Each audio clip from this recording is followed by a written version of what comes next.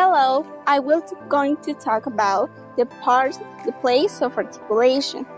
Once the air has passed through the larynx, it comes up and out through the mouth and or the nose.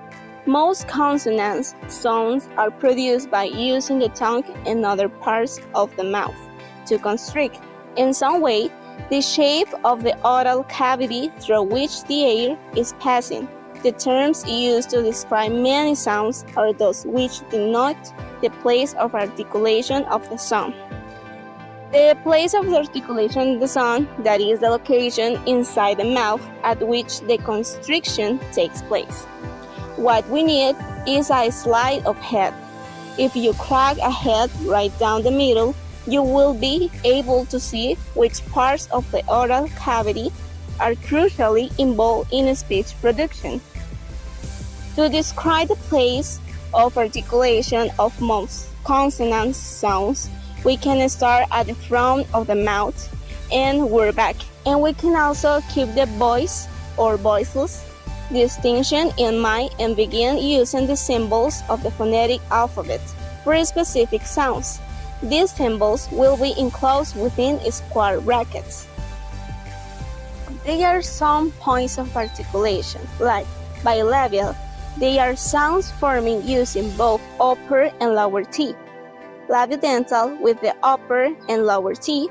Dentals, they are sounds forming with the tongue teeth behind the upper front teeth. And alveolar, they are sounds forming with the front part of the tongue of the alveolar ridge, which is the root.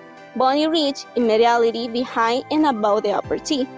Palatines, also called hard palate, sounds produced with the tongue and the palate are called palatines. Velar, sounds produced with the back of the tongue against the velum are called velars. And the glottals, there is one sound that is produced without the active use of the tongue and other parts of the mouth. Manner of articulation. So far, we have concentrated on describing consonant sounds in terms of where they are articulate.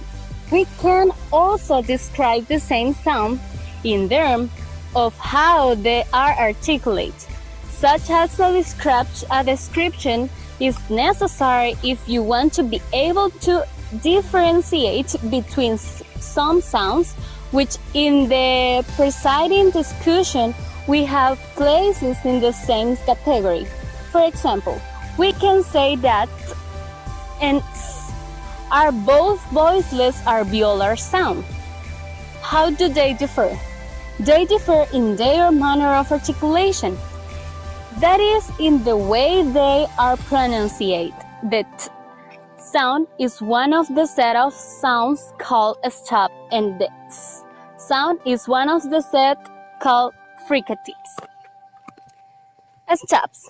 Of the sound we have already mentioned in the set p, and t, and k are all pronunciated by sound from the stopping of the air stream, the letting it go abruptly.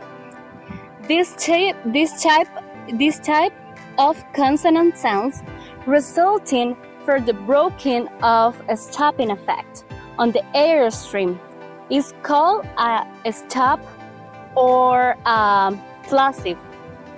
A full description of the t sound at the beginning of the word, like ten, is as a voiceless alveolar stop. In some discussions, only the manner of articulation are mentioned, as when it say that the word bed, for example, begins and ends with voiceless stops. Fricatives.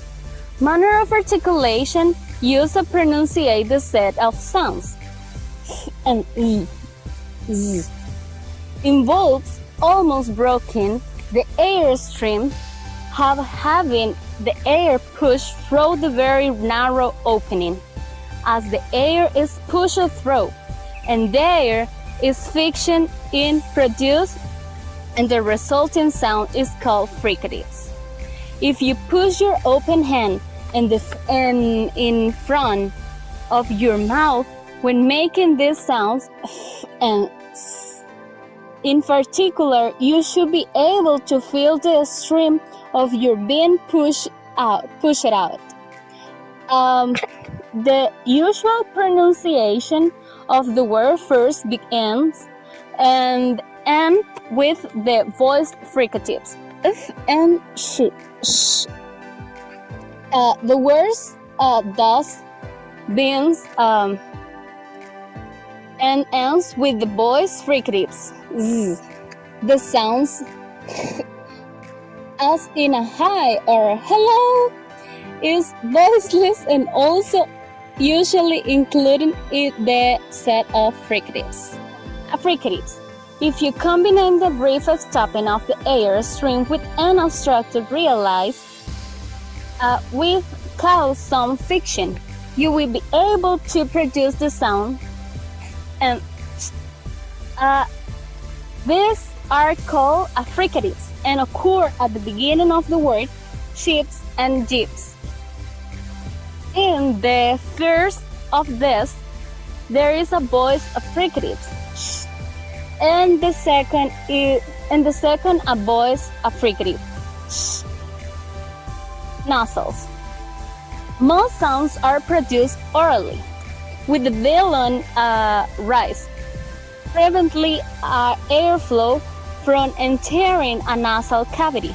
However, when the velum is lower and the air stream is allowed to flow out through the noise to produce and The sound are described as nasal. These three sounds are all voiced. The words morning is meaning the name begin and end with nasals. Liquids. The initial sounds in the land or red are described as a liquid. They are both voiced.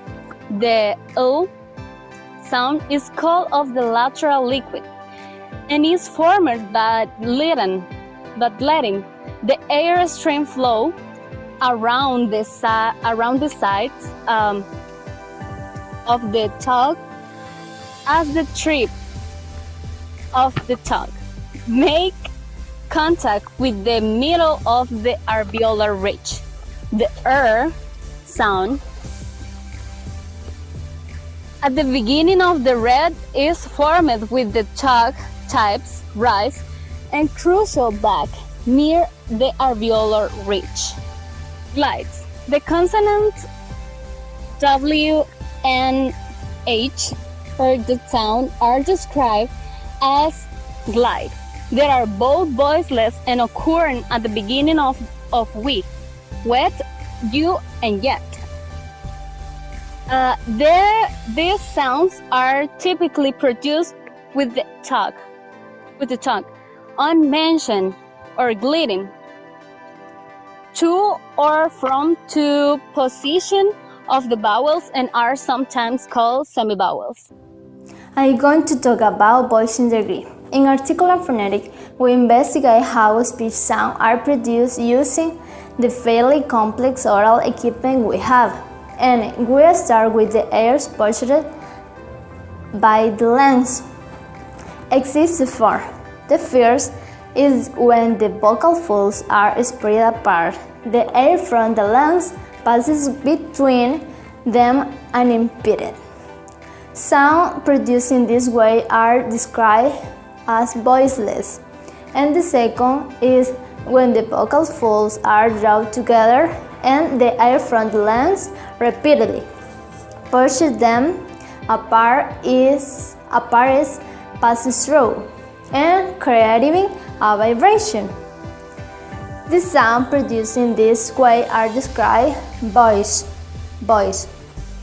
The distinction can be felt physically if you place a fingertip gently on the top of your Adam's apple and then produce sound such as z, z or ba, ba, ba. Because these are voice sound and you'll be able to feel some vibration.